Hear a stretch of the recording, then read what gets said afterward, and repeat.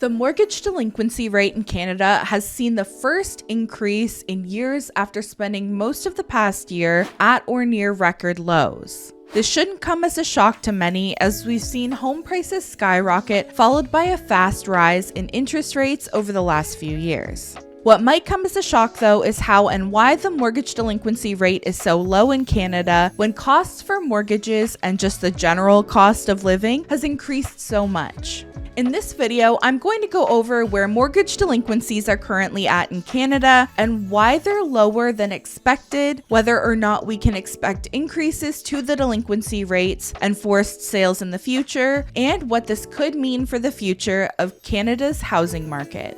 If you're new to this channel, my name is Jessie McLellan and I'm a realtor here in Oshawa, Ontario with the Lisa Abbott team. I make videos on the Canadian real estate market, especially in Durham region and the GTA, and I also make videos to help guide people who are buying or selling a property in the future. If you like this video, I'd appreciate it if you would hit that like button, and if you want to see more videos, feel free to stick around and subscribe to the channel. Now let's jump right into it. Despite a spike to housing prices and a rise in interest rates and inflation that's caused the cost of living to increase dramatically over the past couple of years, mortgage delinquency rates in Canada have remained extremely low. Before we talk about whether we can expect to see delinquency rates and forced sales increase in the future, I think we should cover why these delinquency rates have remained so low. In my opinion, there are two main reasons these delinquency rates have not seen an increase until now.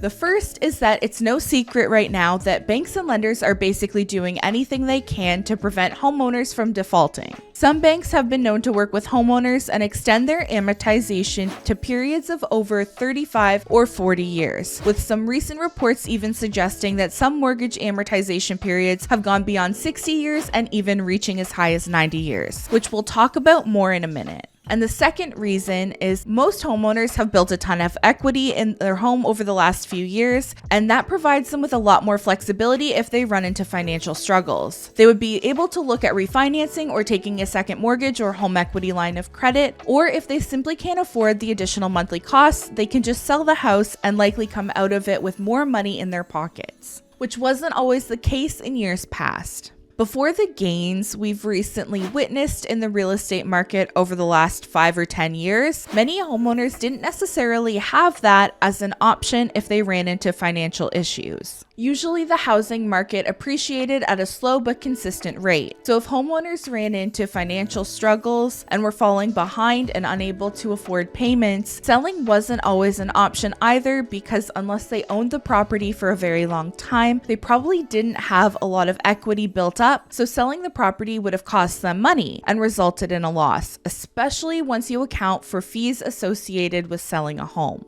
But it's not like that today. Besides those who purchased towards the peak of the market and more recently, the majority of homeowners have a lot of equity in their homes, meaning if they get to the point that they can't make payments, they'll sell their house, pocket the remaining cash, and move on. Between the equity and the bank's willingness to work with struggling homeowners, for many it likely won't reach the point that they start missing payments and risk losing their home right now. But this doesn't mean that can't or won't change. RBC already expects to see a 30% increase to mortgage delinquencies in the coming year. When money gets tight, homeowners tend to cut spending and are more likely to fall behind on payments in other areas before they start falling behind on their mortgage payments. This is why it's helpful to look at consumer loan delinquency rates to get an understanding of what we might see in the future when it comes to mortgage delinquencies.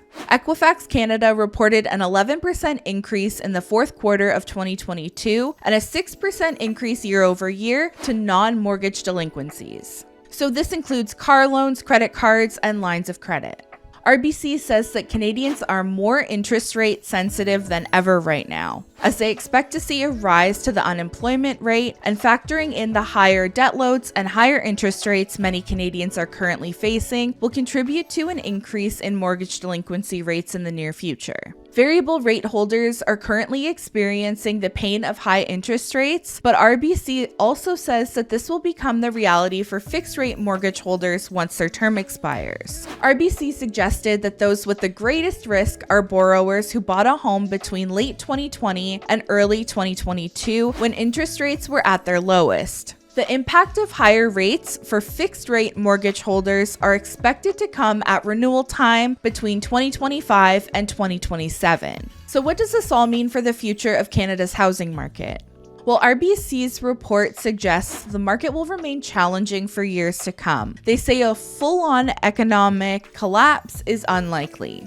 Personally, I think we'll see a slight increase to forced sales and people falling behind on their payments, especially now that it seems like interest rates aren't going down anytime soon. And we've seen the unemployment rate in Canada increase for the first time in 9 months. I think the next few years are going to be critical for the future of the housing market and affordability. All levels of government are pushing for more homes to be built, so regardless of whether we hit the targets like the ones the Ontario provincial government has set, it's likely we continue to see an increase to the housing supply. Now combine that with the possibility of more rate hikes in the short term that will continue to affect variable rate mortgage holders and fixed rate mortgage holders who have to renew. Maybe we start seeing the real effects of all of this in a couple years. We also have to remember all those headlines we're reading about the insane amortization lengths of 40 and 60 plus years. Those mortgages aren't actually going to be paid off over that length of time. When those mortgage holders have to renew their mortgages, their payments will be adjusted back to the original 20 or 25-year amortization period. So if interest rates have not come back down by that time, that will likely contribute to an increase in forced sales as well, as many homeowners simply won't be able to carry the new monthly payment. There are so many factors at play here. There are lots of new people coming into the country, lots of people with equity in their homes that will continue to make use of that in different ways, and there's the possibility we see a recession in the future as well. Let me know what your thoughts are in a comment below. I'd love to hear from homeowners and non-homeowners what their thoughts are and how this will play out. Also, be sure to check the links in the description. You can download my free home buying guide, or you can book a call with me at a time that works best for you to get your real estate questions answered. I hope you found this video helpful. Thank you so much for watching. Remember to hit that like button and subscribe to the channel, and I'll see you in the next one next week. Bye!